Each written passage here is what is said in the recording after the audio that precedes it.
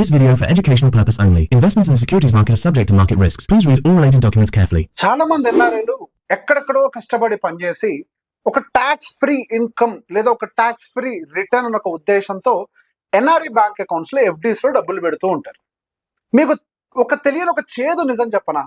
For example మీరు ఒక 100K ఒక 1 year పాటు ఎఫ్డీలో పెడితే 7% రేట్ ఆఫ్ రిటర్న్ తోటి మీ ఎస్టిమేషన్ ఎలా ఉంటుంది? ఒక 107K అవుతుంది అని చెప్పేసి. కానీ సాడ్ రియాలిటీ ఏంటో తెలుసా? అది 93K మారిపోతుంది. ఇదే సాడ్ రియాలిటీ. అదేంటి ఎఫ్డి రిటర్న్స్ యాడప్ అవుతూ ఉంటాయి కదా, మళ్ళీ అది ట్యాక్స్ ఫ్రీ డబ్బు కదా, ట్యాక్స్ కూడా లేదు కదా, మరి ఎట్లా తగ్గిపోతుంది దాని వాల్యూ అని అంటే ఇప్పుడు మీకు డీటెయిల్ గా ప్రతి ఒక్కటి ఎక్స్ప్లెయిన్ చేస్తాను. నమస్తే, నేను Revanth Chalamala, amphi registered mutual fund distributor. So NRI bank accounts లో ఎఫ్డి అనేది ఒక చాలా ఫేమస్ ప్రోడక్ట్ ప్రతి ఒక్క ఎన్ఆర్ఐకి. అసలు మీకు ఒక బ్యాంక్ అకౌంట్ ఓపెన్ చేశారు అంటేనే వెంటనే బ్యాంకుల దగ్గర నుంచి కాల్స్ వస్తుంది. సార్ మీరు ఎఫ్డి పెట్టారు అని అంటే మీకు tax free 6.5 to 7% rate return తోటి మీకు వస్తూ ఉంటది. సో మీరు వీటిలో ఇన్వెస్ట్మెంట్ పెట్టండి, మీకు యూఎస్ లో ఇన్వెస్ట్ చేసిన, వేరే కంట్రీస్ లో ఇన్వెస్ట్ చేసిన 3.5% కూడా రాదు, 2.5% కూడా రాదు అని చెప్తూ ఉంటారు. అరే ఇక్కడైతే ఈల్డ్ ఎక్కువ వస్తుంది కదా అని చెప్పి చాలా మంది ఇంట్రెస్ట్ చూపించి తీసుకొచ్చి ఇండియాలో ఎన్ఆర్ఐ అకౌంట్స్ లో డబ్బులు ఇన్వెస్ట్ చేసేస్తూ ఉంటారు. ఒక్క విషయం గుర్తుపెట్టుకోండి, మీరు పనిచేసే దేశంలో కాకుండా వేరే ఇతర అంటే మన ఇండియాలోకి తీసుకొచ్చి ఇన్వెస్ట్ చేస్తున్నారు అని అంటే, అది ఎఫ్డీలో డబ్బులు పెట్టారు అని అంటే కన్సిడర్ మీ డబ్బు పోయినట్టే. పోయినట్టు అని అంటే క్యాపిటల్ వైపౌట్ కాదు, డిప్రిషియేట్ అయిపోయినట్టే. I will explain you the logic. ఇప్పుడు మీ హోమ్ కంట్రీలో ఇన్ఫ్లేషన్ ఉంటుంది కదండి, అండ్ మీ హోమ్ కంట్రీకి ఒక కరెన్సీ ఉంటుంది కదండి. ఇప్పుడు మన కరెన్సీ అంటే మన ఇండియన్ రూపీ మీ హోమ్ కంట్రీ కరెన్సీ తోటి ఎంత డిప్రిషియేట్ అవుతుందో క్యాలిక్యులేట్ చేయండి. ఫర్ ఎగ్జాంపుల్ మనం నార్మల్గా ఒక 3.5% డిప్రిషియేట్ అయిందని అనుకుందాం. అంటే 7% రిటర్న్ మీకు వస్తే 3.5% యాక్చువల్గా 3.5% డిప్రిషియేట్ అయితే మీకు నెట్ మిగిలే 3.5%. మీరు ఉండేటువంటి కంట్రీలో ఒక 3.5%, 4%, 4.5% ఇన్ఫ్లేషన్ ఉంది అనుకోండి. అంటే మీ నెట్ రిటర్న్ ఎంత? మన నెట్ రిటర్న్ ఎట్లా క్యాలిక్యులేట్ చేస్తాము? మనకు వచ్చేటువంటి రిటర్న్ నుంచి ఇన్ఫ్లేషన్ పోవాలి. ఇన్ఫ్లేషన్ పోతే బ్యాలెన్స్ ఎంత ఉందో that will be our net return. మరి ఇక్కడ ఇన్ఫ్లేషన్ పోవాలి, రూపీ వాల్యూ డిప్రిషియేట్ అయ్యేది పోవాలి, ఇవన్నీ పోతే మీకు నెట్ రిటర్న్ ఎంత వస్తుంది? సో ఎప్పుడైనా సరే మీరు ఒక కంట్రీలో ఇన్వెస్ట్మెంట్ పెడుతున్నారు అని అంటే మీ రూపీ వాల్యూ, మీ currency value, at the same time మీ ఇన్ఫ్లేషన్, మీ కంట్రీ ఇన్ఫ్లేషన్, ఇవన్నీ పోను కూడా కొంత రిటర్న్ కనిపించాలి. సో మరి ఇక్కడికి వచ్చేసరికి ఇంకొన్ని లాజిక్స్ మాట్లాడతారు. అదే యూఎస్ మార్కెట్స్ ఎక్కువ రిటర్న్ ఇచ్చాయి కదా, so we can invest in US అంటే నో, జస్ట్ వెయిట్, దాని గురించి కూడా క్లారిఫై చేస్తా. ఫస్ట్ మనం కొన్ని రియాలిటీస్ ఎఫ్డి గురించి మాట్లాడదాం, తర్వాత దాని గురించి మాట్లాడదాం. So NRI rate of return 6.5 to 7.5% ఉందనుకోండి. మనకి ఇప్పుడే మన approximate USD INR conversion 95 rupees ఉంది. అండ్ అప్రాక్సిమేట్ మనకి రూపీ డిప్రిసియేషన్ 10-year యావరేజ్ వచ్చేసరికి 3.4% per year. And US CPI inflation stands at the rate of 4.2% here and there. Okay. So basic ఇక్కడ ఏమవుతుంది మీకు,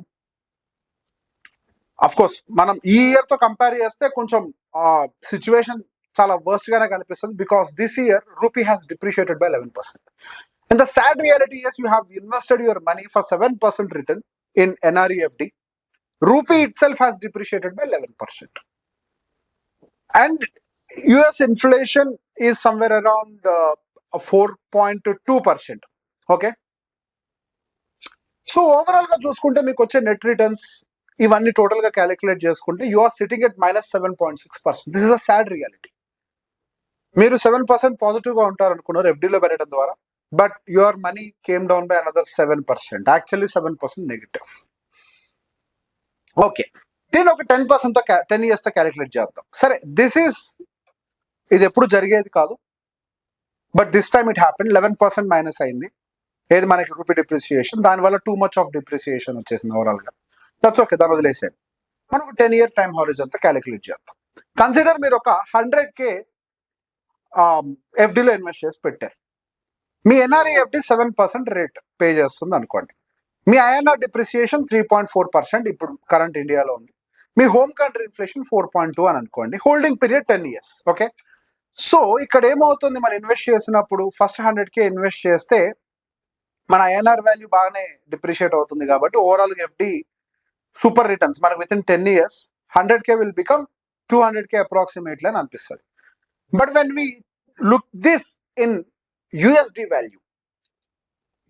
వాల్యూలో చూస్తే your 100K will become in 10 years 140K. Real purchase power తో చూద్దాం, అంటే inflation minus చేయాలి కదా మళ్ళీ. దాంతో చూస్తే your 100K after 10 years will become 93K. This is the sad reality. అంటే మీ డబ్బు ఇంకా తగ్గిపోయింది, దాని విలువని కోల్పోతూ వచ్చింది. సో బేసిక్ గా రేవంత్ ఓకే మరి ఎఫ్డి అయితే మనకి సొల్యూషన్ లేదు, మనకి ఇంకొక ఆప్షన్ లేదు. Then what is the case? ఒకవేళ ఇండియాలో పెట్టుబడి పెట్టాలి అంటే, నేను మళ్ళీ మ్యూచువల్ ఫండ్ ప్రమోట్ చేస్తాను దయచేసి అనుకోవద్దు. We're just estimating the reality అంతే, అంతకు మించి ఏం లేదు. ఒకవేళ మ్యూచువల్ ఫండ్ లో పెడితే ఇన్ఫ్లేషన్ ని బీట్ చేసే రిటర్న్స్ వస్తాయా రావా అని నేను జస్ట్ 10% తోటి లెక్కేస్తున్నాను. Mutual funds could be 12, 13, 14, 15, it doesn't matter. అంతేనా కానీ 10% తో చూద్దాం. మీ home country inflation 4.2, INR depreciation 3.5. Okay, 10% rate of return తోటి 100K will become approximately it could be somewhere around 250K, 259K. In USD terms, at least it will become 185K, and the purchasing power will be at least 123K. The sad reality ఏంటి అంటే ఎఫ్డీలో మీ డబ్బు తగ్గిపోతుంది. నేను 10% base case సినారియోతో calculate చేస్తే mutual funds లో at least it becoming after 10 years 123K. See, what all we consider? అదేంటి dollar versus rupee depreciation? Yes, we considered dollar versus rupee depreciation considered. In fact high depreciation తర్వాత this year depreciation చాలా హెవీగా ఉంది. దాన్ని దృష్టిలో పెట్టుకొని 3.4% ఏదైతే ఉందో దాన్ని దృష్టిలో పెట్టుకొని 10 year యావరేజ్ ఇది. And your home country inflation 4.2, ఇంకా తక్కువ ఉంటుంది actually, but let's take more also. ఇవన్నీ కన్సిడర్ చేసిన తర్వాత కూడా 123K మనకి అప్రాక్సిమేట్ గా ఆఫ్టర్ 10 year మనము ఒక రియల్ వెల్త్ ని క్రియేట్ చేయడానికి ప్రాబిలిటీ దొరుకుతుంది. So when you're investing in India, don't look for the tax free money.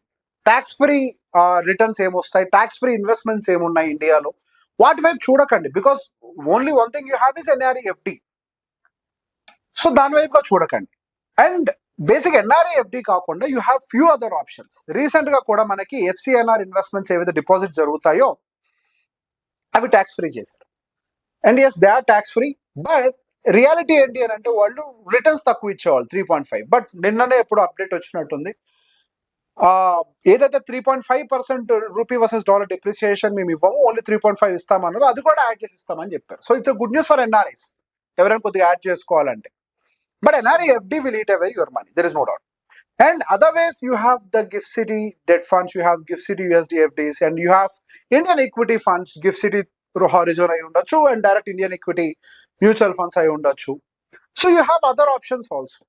But NRE FD through ఇప్పుడు దాకా మీరు ఏదైతే నమ్మిది కరెక్ట్ అని వెళ్ళారో, ఇప్పటి వరకు నేను ఎక్స్ప్లెయిన్ చేసిన దాంట్లో మీకు అర్థమై ఉంటుంది. So from here, whenever you are investing your money, consider your currency depreciation with respect to of INR, and you have to consider your home country inflation, not the Indian inflation. Home country inflation to consider cheskondi, adi kuda minus cheyandi.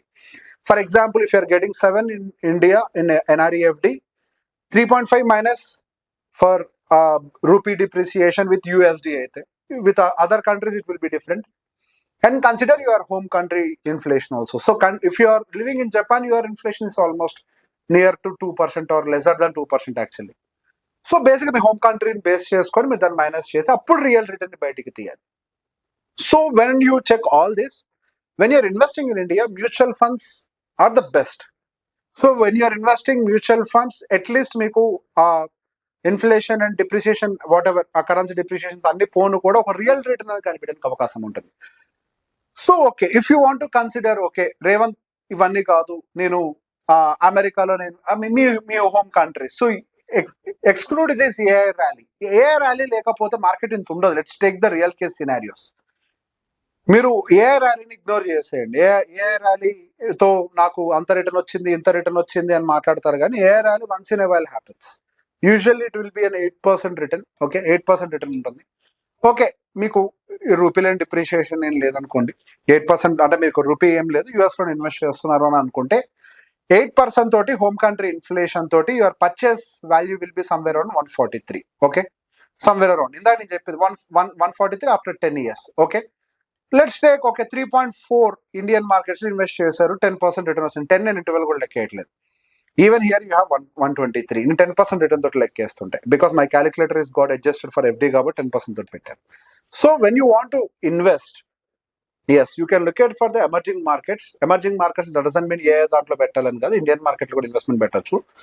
But mutual funds fits FDs కంటే కూడా, because ఇవన్నీ పోనీ మీకు కొద్దిగా return రావాలి కాబట్టి. So ఈ video మీ NRI friends అందరూ కూడా షేర్ చేయండి. Thank you very much and meet you again in the next Saturday with another NRI video. Thank you.